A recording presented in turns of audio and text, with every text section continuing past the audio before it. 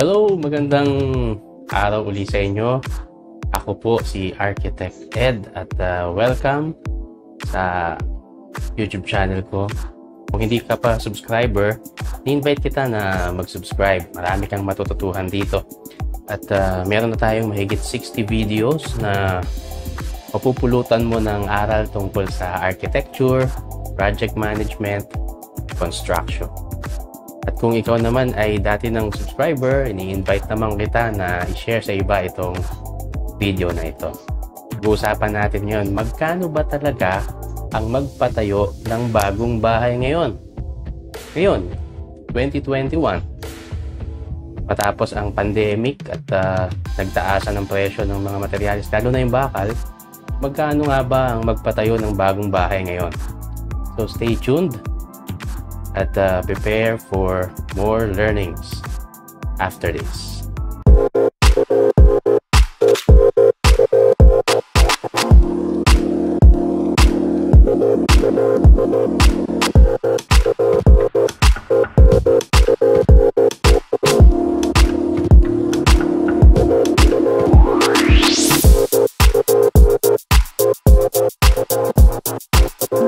Ano ba ang authority meron ako para sabihin sa inyo magkano magpatayo ng bahay ngayon?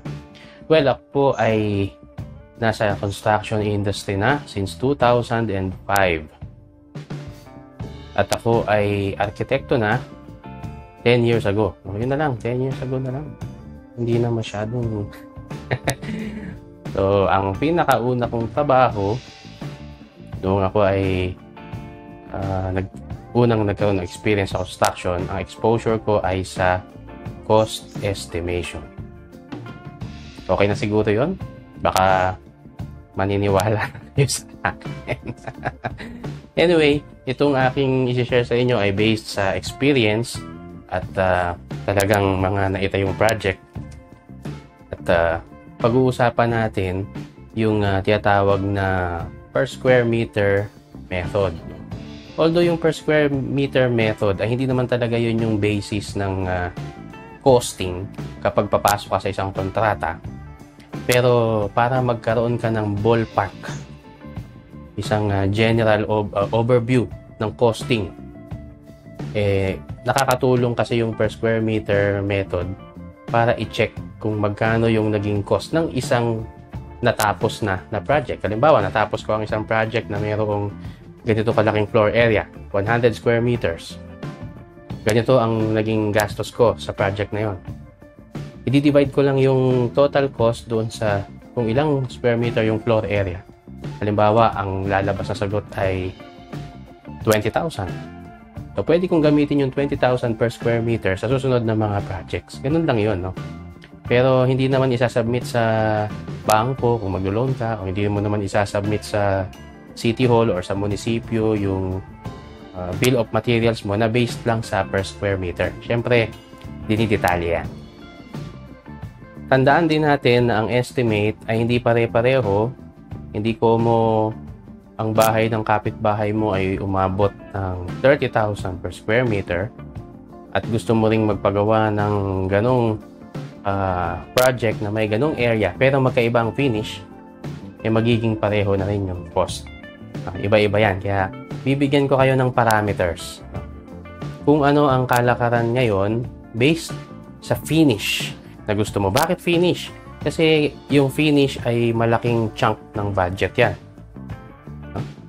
Yung structural ay hindi naman halos nababago yan. Pero yung finishes, kung ano yung ilalagay mong finishing, ay may malaking bearing yan sa magiging final na costing. So, umpisahan natin. Ano itong mga parameters na ito? Ito. Ang iba, gusto nilang finish ay yung ano lang, structural core. O kung tawagin natin ay rough. Pag sinabing rough finish, ito ay walang palitada, walang pinto, walang bintana. Kung may bubong, walang kisame. So, yun yung tinatawag na rough finish. At ang cost ng ganyang bahay sa ngayon, no, 2021, Kung meron kang 12,000 to 14,000 pesos, pwede mo nang magawa yan per square meter. Kunin mo lang kung ilang square meter yung bahay mo. Paano nga ba kinukuha yung square meter o yung area? I-multiply mo yung width ng bahay mo doon sa haba niya. Kunyari, ang lote mo ay 100 square meters. Hindi naman yung 100 square meters na yun ay matatayuan mo ng todo kasi may mga setbacks. Sabihin na natin na doon sa 100 square meters na yun, ang tatayuan mo lang ay may sukat na 7 by 10. 7 meters yung lapad at 10 meters yung haba. Multiply mo lang yung 7 by 10. Ibig sabihin, 70 square meters yung bahay mo. So, kung gusto mong magtayo ng ganong size ng bahay, 70 square meters, multiply mo sa 12,000 to 14,000, ganun ang magiging cost. Kung ang gusto mo ay rough finish lang. Yung iba, gusto nila yung rough finish kasi sila na yung magpapafinish. O kaya, kukuha sila ng tao na alam nila magaling sa finishing. O kaya naman ay by phase yung kanilang construction. So ngayon, meron silang pera, lalaan muna nila sa structural. After a few months, may pera uli sila, sisimulan naman nila ang plastering, and so on and so forth. So yung dahan-dahan. May mga gusto na ganyan lamang ang abutin yung rough finish. Meron naman tayong tinatawag na standard finish. Paano mo ba maiintindihan, ma-imagine itong standard finish? Sabihin na lang natin na parang apartment. Naka-tiles siya na ordinary, yung sahig. Nakapintura ng, sabihin natin na latex paint na 2 coats lang. Tapos meron siyang ilaw na bumbilya or fluorescent. Baka nga walang kisame, baka pininturahan lang yung concrete na kisame. Yung bintana, baka hindi siya aluminum and glass. O baka jealousy lang. So, yan yung tinatawag natin na standard finish. Parang apartment. Sabihin na lang natin apartment style. Kung meron kang halagang 15 to 19,000, pwede ka nang makapagtayo ng ganyang bahay. Standard lang lahat. Hindi special. So, kung ang gusto mo titira ka lang sa isang space na basta napinturahan lang, basta nalagyan lang ng tiles na basic, okay na yon, no? Yung ganong cost. Kung ang gusto mo naman ay yung tinatawag na semi-elegant finish. Ano ba yung semi-elegant finish? Ano ang maaasahan mo dito? Siguro, may compare natin siya sa mga condominium na type ng finish. Siyempre, sa condominium, maganda-ganda na rin yung tiles. Yung walls niya, maganda na rin ang pintura. Yung ceiling niya ay, meron na rin siyang ceiling na aside doon sa slab. Meron na siyang ceiling. At yung toilet fixtures niya ay okay na rin, no? Hindi basic, hindi standard, kundi medyo semi-elegant na. Yung kanyang mga windows ay malalaki na rin. Malamang ay aluminum ang frame, tapos makapal na klase ng glass. So, kung ganyan ang gusto mong feel ng bahay, yan ay semi-elegant na rin. Gaya ng sample na nandito.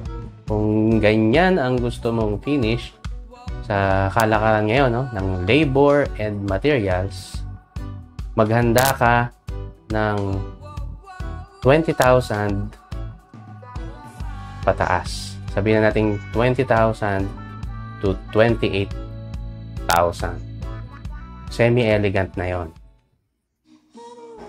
At kung gusto mo ay mas elegante pa, ang tawag na doon ay elegant finish. Paano natin i-compare yung elegant finish na bahay? Well, hotel na yan. No? parang hotel na finish.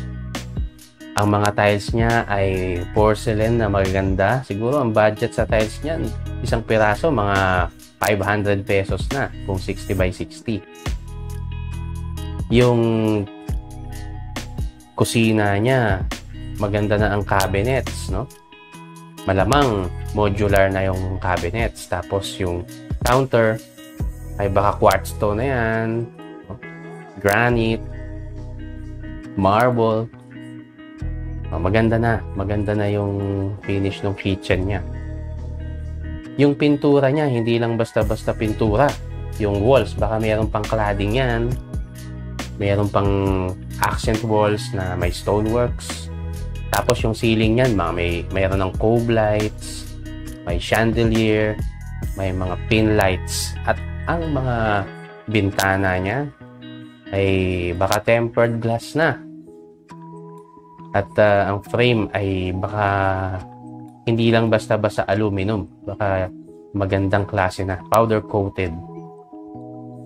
So, kapag ganyan na ang gusto mo, hindi na biro-biro ang cost niya. No? Sisimula na yan sa 35,000 pataas. Meron nga akong pinostingan na ganyan, umabot ng 47,000. At meron pang mas matitindi pa, 50 plus thousand, 60,000 per square meter meron. No? Kasi wala nang limit yon. Sky is the limit kapag elegant yung finish na gusto mo. Siyempre, yung mga binanggit ko ritong cost per square meter ay labor and materials pa lamang. Direct cost lang yon. Hindi pa kasama doon yung contingencies, overhead, and miscellaneous, pati yung profit ng isang contractor. No? Let's say, ipapagawa mo siya mag-isa na ikaw ang bibili ng materials, ikaw ang kukuha ng labor, ikaw magpapasweldo sa kanila. So, ganun yan. Kung gusto mo na mayroong contractor, syempre magdadagdag ka pa ng mga 15 to 20% doon sa cost niya. So, ngayon, meron ka ng idea magkano ang magpatayo ng bagong bahay ngayon. Siyempre, kapag may existing na bahay dyan sa lote mo, hindi kasama yon. Idadagdag mo pa yung demolition cost. Idadagdag mo pa yung iba pang expenses kagaya ng permitting at pagpapakabit mo ng mga utilities, Meralco and tubig. At labas lahat yon, no? So, may idea ka na ngayon, makakapag-ipon ka. Hindi ka na, parang nangangapa sa hangin. Magkano ba ang magpatayo ng bahay ngayon? Basta alam mo yung floor area. So, yung floor area, ang basis natin, hindi yung size ng lote, no? Yung size ng bahay mismo in terms of square meters, floor area. Okay, so maraming salamat sa inyo sa pagsama nyo uli sa akin sa episode na ito. Sana meron kayong natutuhan. At again, kung hindi ka pa subscriber sa YouTube channel ko, please subscribe. At para makatanggap ng mga latest updates, ay hit also the notification bell. At invite your friends to watch my videos, share this with them, and I'm sure na matutuwa sila sa mga matutuhan nila. Okay, so maraming salamat po sa inyo muli. Ingat po tayong lahat. Bye!